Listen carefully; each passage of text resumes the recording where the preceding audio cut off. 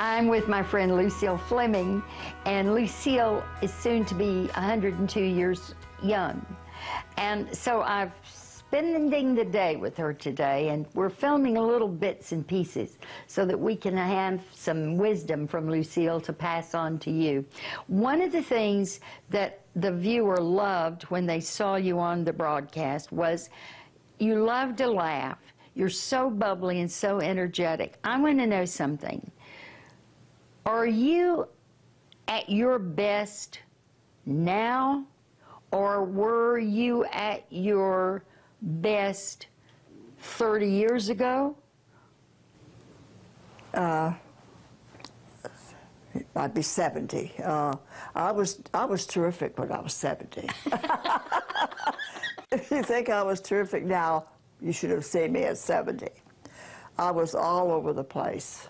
I had enjoyed life, and I laughed a lot, told a lot of crazy jokes, and we'd all laugh, and always clean jokes. But, you know, something about the Irishman and the Scotchman and something like that. Now you can't tell jokes like that. No. You can say filthy things, but Yes. you can't talk about other people's Yes. and nationality. Yes, you can. Yes. That's silly. Yes, I know. We used to make fun of our nationalities Yes, and yes. Yeah. kid each other. Yeah.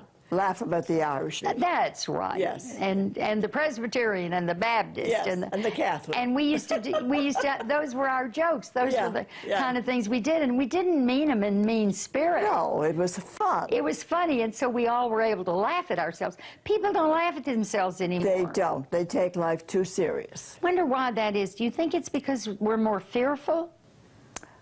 I don't know exactly why, but they're serious, and yet they go out and fight. There's a new game on now. Knock them out in one punch. Yes, gangs going out and going to random people. One punch, and they're gone. And Lucille, don't you think it was that when we were growing up, there was a word called shame, and we were terrified to do something to bring shame on ourselves. Yes. Shame on you. Shame on you. Yes. And so that was kind of a code we lived by. Yes. And now that doesn't exist anymore because there is no shame. There's no shame. Whatever you want to do. It's all right with everybody. And you can do anything you want to do. You can murder somebody. You can be a horrible person and write a book. Yes. Yes. And people will buy it. Yes. Yes. And you can have 5 and 6 children without getting married, and nothing was said. Mm-hmm. It was whispered when I was growing up. So-and-so was having... Don't tell anybody. That's right.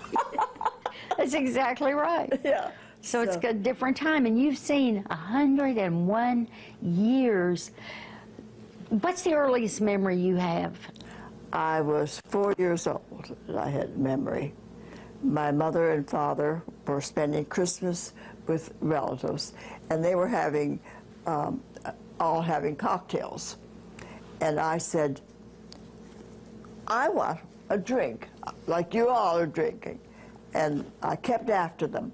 So my father went out and got a spoon, put some sugar on it, and put 2 drops of that. He gave it to me, and I went, whoopee!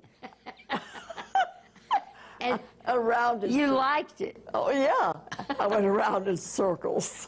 So do you remember, were you riding around in horse and buggy? Absolutely. We never had a car. Never. Oh, my gosh. Always, and dirt roads. And my father was here, my mother was here, and one of us was sitting in the middle, and then 2 on the foot of the wagon. Oh. And it was not a good ride. One time, my father had a racer, Dr. Sharper. He thought he was pretty good racing down after church. The horse got up on top of the wagon ahead. We all fell out. Mm. We grabbed my father's hat and came home, and my mother looked out and she saw, she's carrying my dad's hat. He must be dead. So we said, no, he's fixing the shafts of the wagon. He had to fix the wagon before we put the horse back in it. It was scary. It was scary. Yes. You have to jump on the step and then jump into the wagon. What is your favorite era of your life? Is there one that you remember more than anything? One that you wish you could go back to that time, a simpler time? When I was dating. When you were a young girl, 16, 17 years old? Oh, well, yeah, I had a boyfriend then, but when I met my husband, I was 32. Oh, really? Oh, yeah. I didn't get married till I was 33. Well, that was considered to be like a spinster. Yes. Oh, yes, exactly. Well, I was helping my family. Oh, you were? Oh, yeah.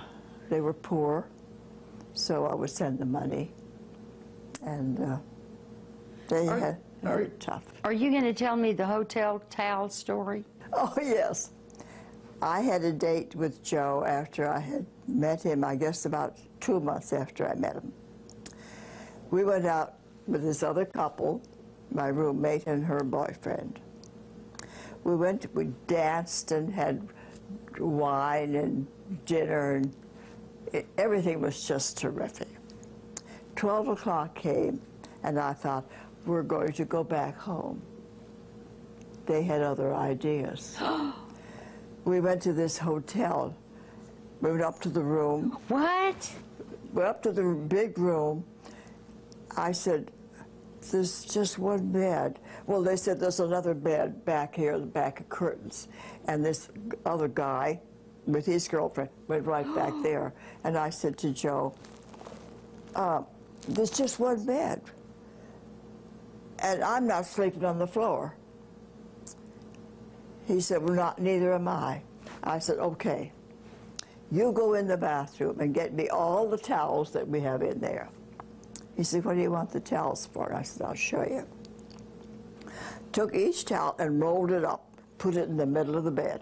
It was that high. I said, don't dare cross that roll. He didn't. In the morning, I slept with my clothes on. I didn't have all my clothes. And thinking, I'm going to jump out of bed any minute.